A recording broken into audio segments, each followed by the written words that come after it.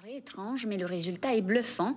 Boris Proietti est venu spécialement d'Italie pour la fête du Moneuil. Durant toute cette semaine, le sculpteur exposera ses créations dans un grand hôtel de la côte ouest, des sculptures inspirées des divinités polynésiennes. Mario Leroy, Rohan Poturu.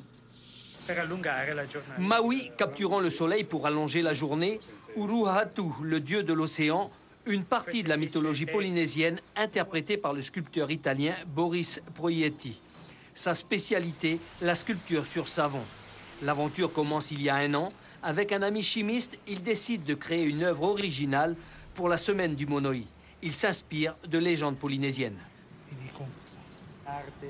Il a voulu être humble. Il a acheté des livres, des bouquins écrits en italien par rapport aux légendes polynésiennes.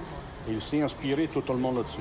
Il n'a pas voulu jouer avec ses connaissances. Il a démarré de la base, il s'est renseigné, voilà, il a joué la carte polynésienne 100%. Le mariage des deux univers a permis ses créations. Antonio, le chimiste, a passé quelques années à Tahiti dans la cosmétique. C'est lui qui obtient et trouve la bonne formule. La pièce maîtresse pèse 150 kilos.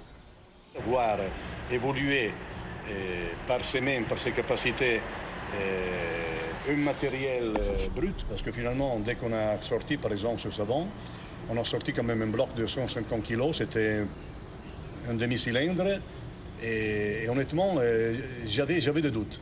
Je me disais, est-ce qu'il va réussir cette fois-ci? On n'est pas chez nous, on a peut-être, des autres difficultés, même psychologiques. Et j'avoue que bon, comme on peut constater, il a quand même encore une fois fait bien son travail, même chez nous. Des matières locales sont intégrées au savon. Le monoi, le sable noir, le corail, la perle même, donnent aux sculptures cet aspect original.